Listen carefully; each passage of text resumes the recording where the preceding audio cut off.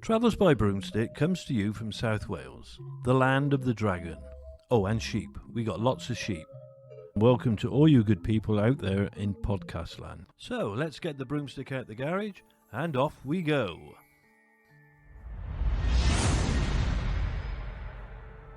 This week's Travels by Broomstick comes to you from a town called Caerphilly in South Wales. It's famous for its hard, crumbly white cheese made from cow's milk.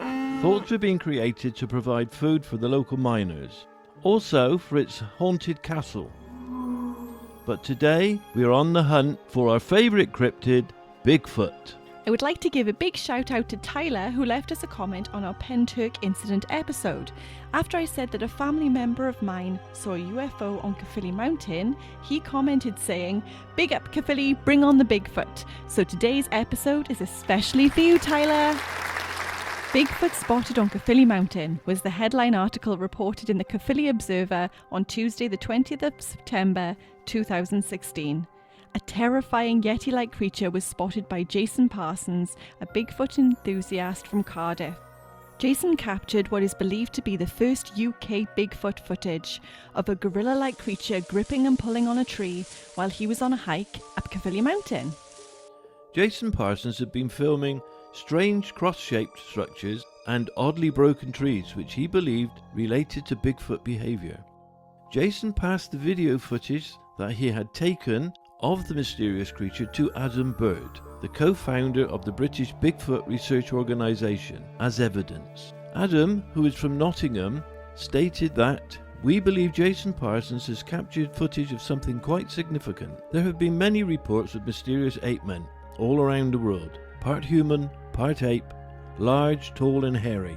They walk upright on two legs, but always remain hidden.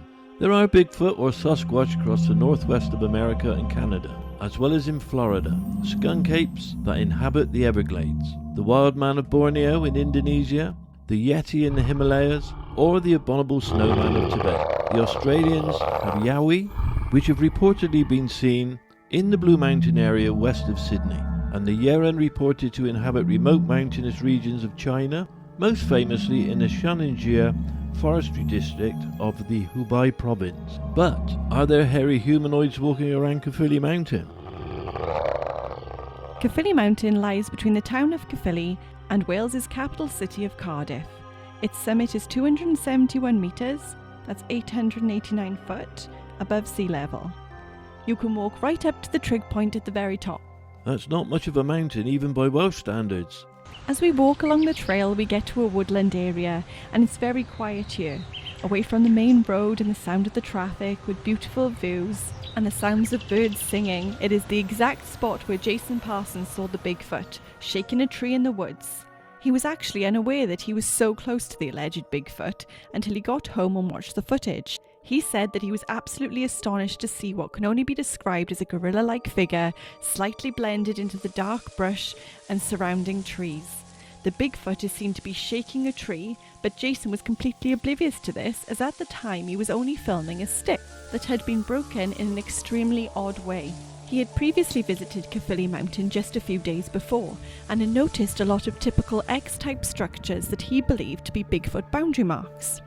Adam Bird, co-founder of the British Bigfoot Research Organisation, said that skeptics will say it's just a person, but why would a person stand in the middle of a remote forest swinging and pushing a tree?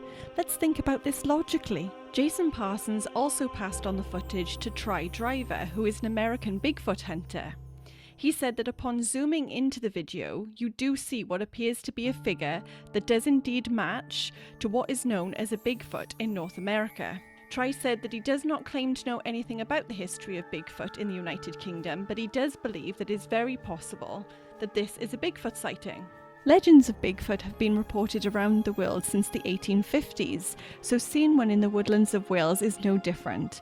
Although the vast majority of Bigfoot sightings are dismissed by scientists as hoaxes, the existence of giant ape-like creatures roaming around the forests do appear in many folklore tales.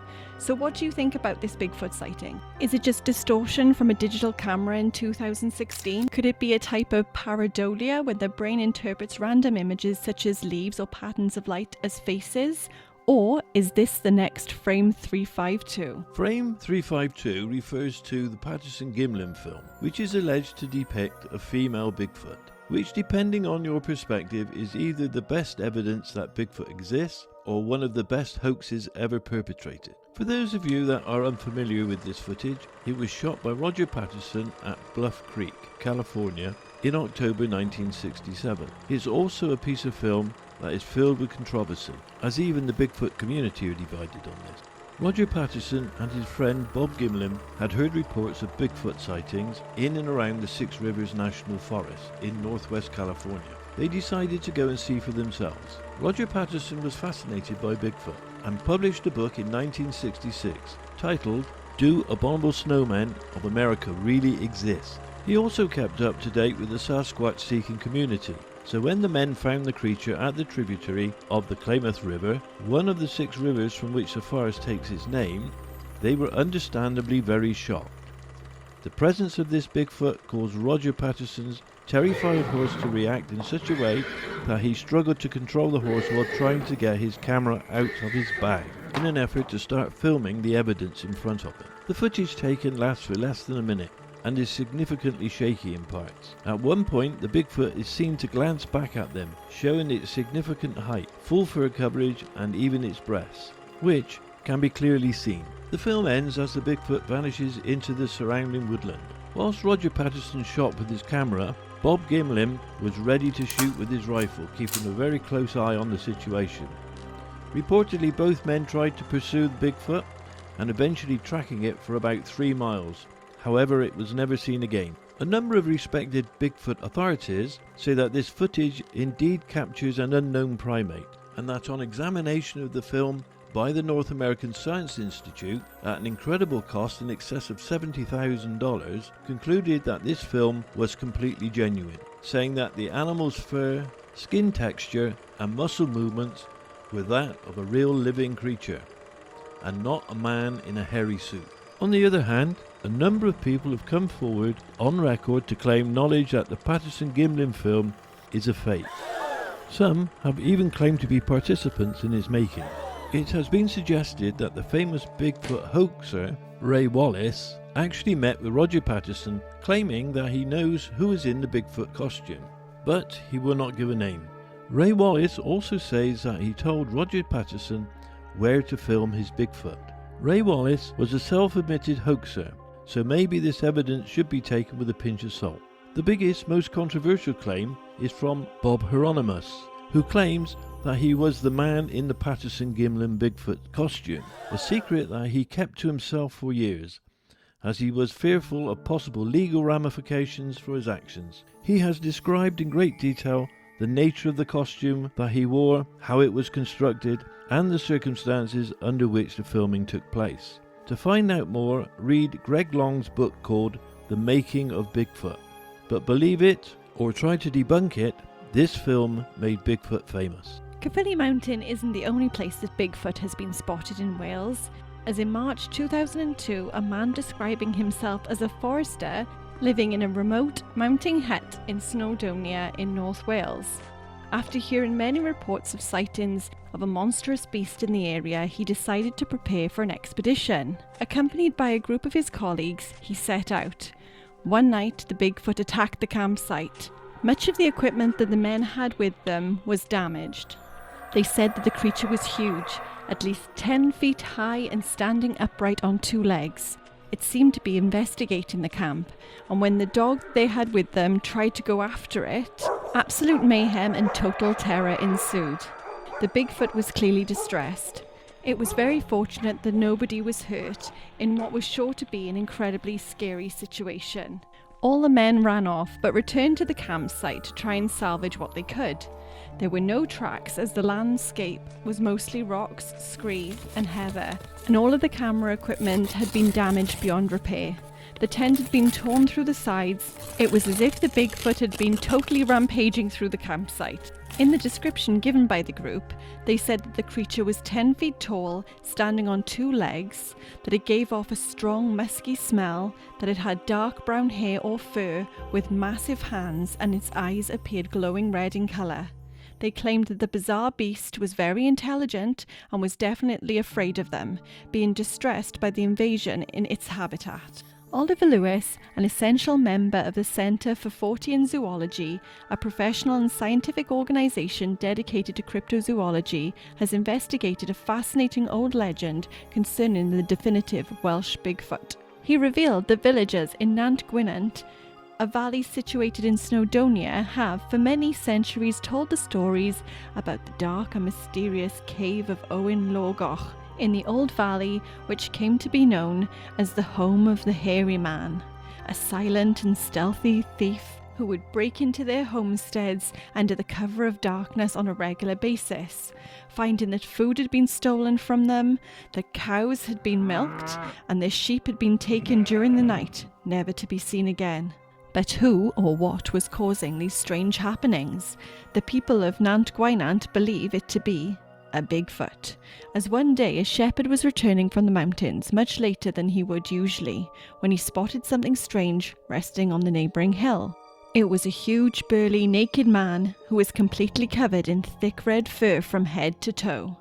The shepherd was able to sneak past this man without being spotted, and suspecting that this person could be responsible for the thievery that was taking place, he ran back to the village and persuaded all of the men in the village to join him in going after this hairy man and ridding the area of the creature once and for all. The men charged up the hill towards the wild man, homemade weapons in hand, yelling and screaming at him at the top of their voices. Unsurprisingly, this alerted the wild man, and he was able to run away.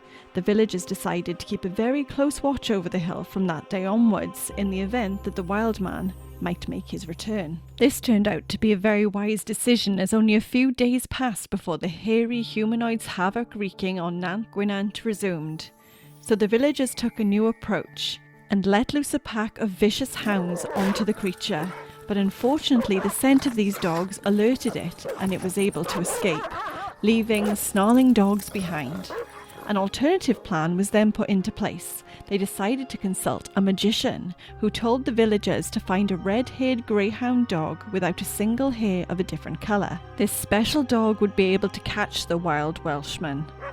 After much searching, they were finally able to find the dog that they needed, and they proudly brought it home. When the villagers next saw the monster man, they were ready for him. They got the red greyhound dog and set it loose to catch him, but the crafty cryptid escaped yet again by leaping down a small cliff. The villagers were incredibly disappointed. No man, no dog, not even supernatural ancient magical powers could rid the village of this creature, until one night when one woman was angered so much by the continual and frequent losses that she endured, that she decided to stay up every night and hide herself in the front room of her farmhouse, where she would lay in wait for the creature to once again pay her a visit. It took a good few weeks, but finally he came back, and this woman was ready for him. So when he squeezed his huge and bulky frame through the farmhouse window, she struck him with her hatchet, cutting off the hairy man's hand in one clean blow. He recoiled backwards and fled. The woman dashed out of the door of her farmhouse and bravely went after him to finish the job. But by the time she'd gotten outside, he was gone, leaving a trail of blood behind him. The villagers followed this trail to a cave beneath a local waterfall, but the hairy man was never seen again, so the villagers assumed that he had died in the cave, now known to this day as the Cave of the Hairy Man. Jason Parsons, who spotted the alleged Caerphilly Mountain Bigfoot, said that he was photographing tree structures, specifically what he believed to be X-type Bigfoot boundary marks. On numerous occasions, Bigfoot hunters have reported finding curious creations of teepee-like structures in areas where Bigfoot has been seen. These Sasquatch seekers believe that these may have been made as form of a shelter, particularly during wintertime, although in some cases there appears to be no attempt to make or create a canopy or a cover. Walls made from branches or twigs, leaves, mosses and other woodland materials that would keep the inhabitant out of the elements. Other theories for these structures are, as Jason Parsons had stated, boundary markers or territorial markers that are created by Bigfoot to alert others to their presence, or possibly a warning to other woodland creatures or even humans to stay away. Some skeptics suggest, however, that these are simply man-made or even made naturally, but in many cases the branches of the trees used to create these teepee structures appear to have been either snapped or wrenched off, which would require some considerable strength and dexterity.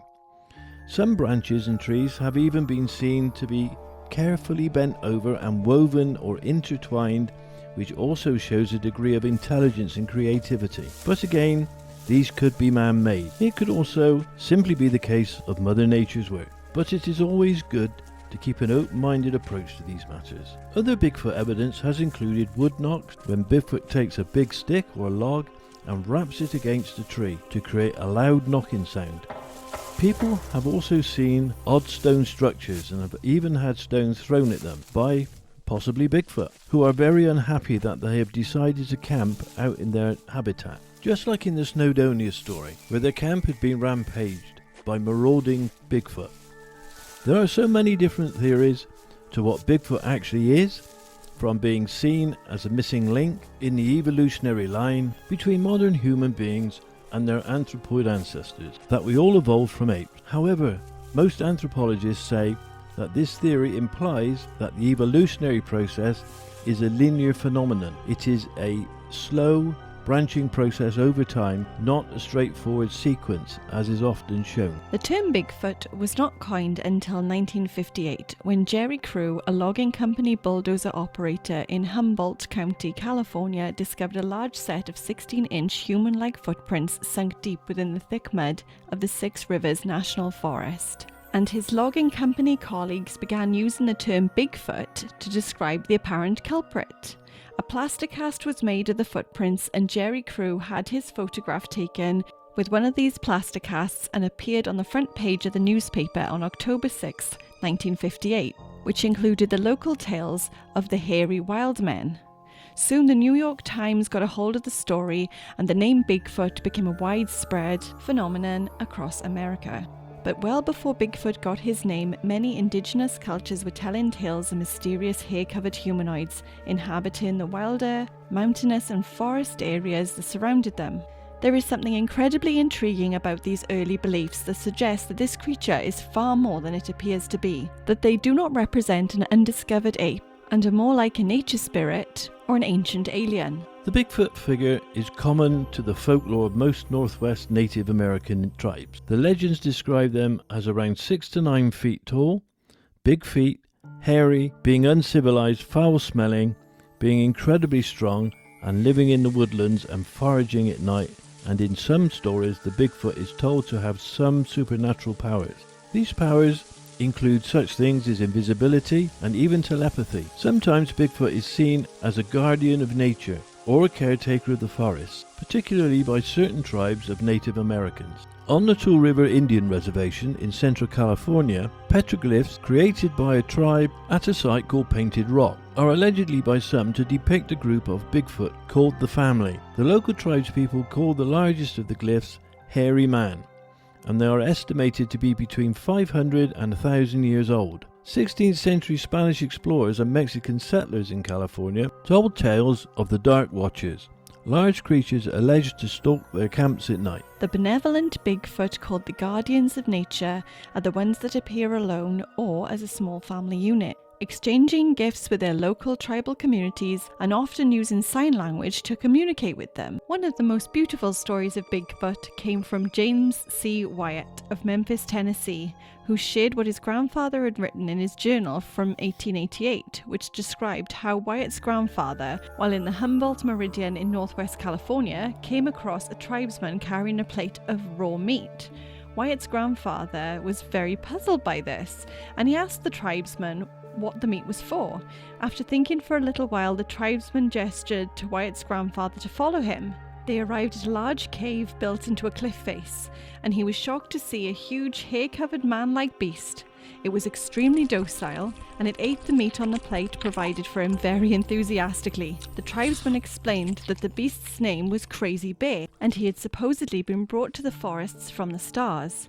He told Wyatt's grandfather that a small moon had descended, ejecting Crazy Bear and several others of his kind. This small moon was reportedly piloted by very human-looking entities that always waved at the tribespeople as they dumped the hairy beasts on their land. Some say that the Bigfoot race was brought to Earth by the Star People. Others believe that the Bigfoot creatures come from another dimension, but can come here whenever they wish. They believe that Bigfoot has the ability to transverse multi-dimensions, and this could explain his elusiveness, because they're only temporary visitors to our realm of existence. They could use wormholes, for example. And if there are any of these wormholes on Earth, it could be quite easy for another creature to come through. This would explain other creatures such as the Mothman in Point Pleasant, West Virginia, or even aliens, as they may connect to another planet or another universe or even another time period.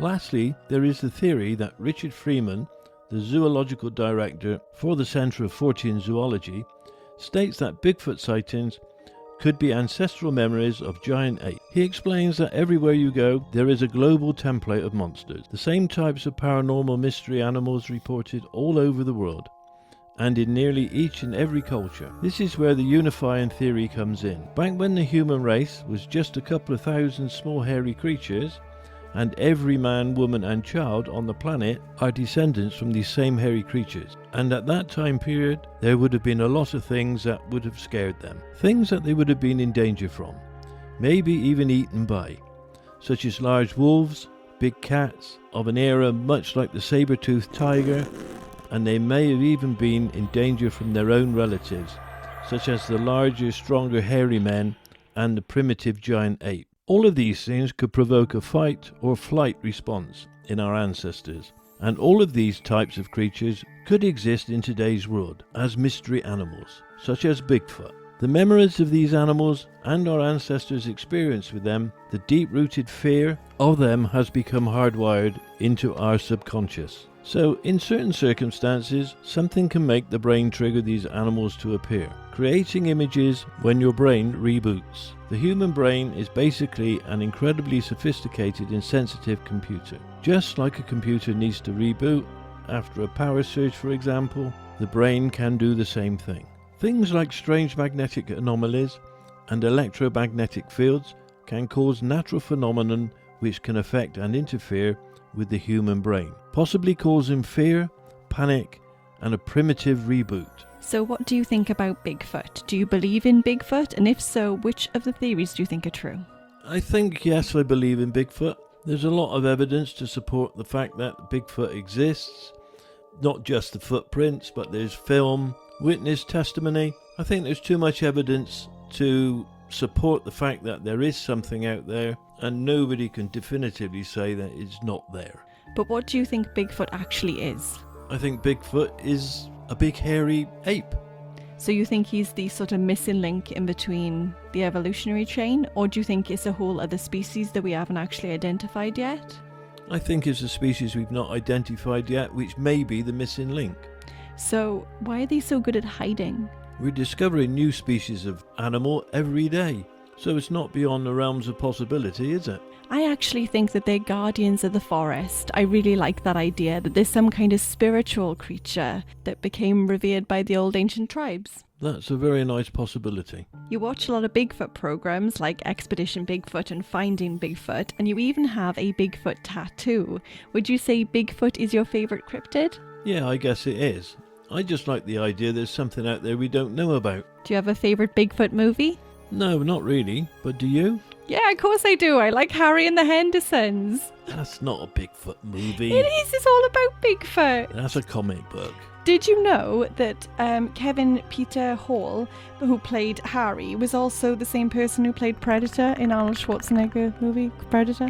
Not a lot of people know that. I do know. I also like all the cute animation movies that have come out recently, like Abominable in 2019 and Smallfoot the Yeti that came out in 2018. And I did like Willow Creek, which I think was 2013, which is like the Blair Witch found footage style, but that's a bit scary for me. Well, getting back to the Bigfoot on Caerphilly Mountain, I've looked at the footage and I must say, at the start I thought the guy was seeing things. But when I've looked at the whole film, you can see the Bigfoot shaking the tree, and the guy pans the camera up to the tree tops, and you can see the tree moving, and the trees around it are not moving. So that's very difficult to dispute, I think. I don't know, I think maybe there was a bird in the tree or something like that. I'm a strong believer in the pareidolia thing. I think he was just seeing things. Although I will say that it was really fun to go up Caerphilly Mountain in search of Bigfoot. We had a wonderful expedition, if that's what you could call it. Yeah, it was good fun. Yeah, the dogs enjoyed it as well, didn't they? They certainly did. They didn't sniff out the Bigfoot though, did they? No, well, they missed that one, didn't they? So lastly, how many brooms would you rate Caerphilly Mountain as a place to visit? As a place to visit, Caerphilly Mountain's quite pleasant, and it has a lovely mountain snack bar, but I'm going to give it 3 brooms, I think. If you want more information on Bigfoot and the things that we've discussed on our podcast today, then please read the book called The Bigfoot Book, the Encyclopedia of Squatch, Yeti and Cryptid Primates by Nick Redfern, which is available on Amazon, and you can click the link below in the description box. I'd just like to say a big thank you again to Tyler for his suggestion about the Bigfoot on Caerphilly Mountain, because we had a magical time. That concludes this edition of Travels by Broomstick. We hope you enjoyed our adventures, and we look forward to seeing you next time. Please like and subscribe and turn on episode notifications.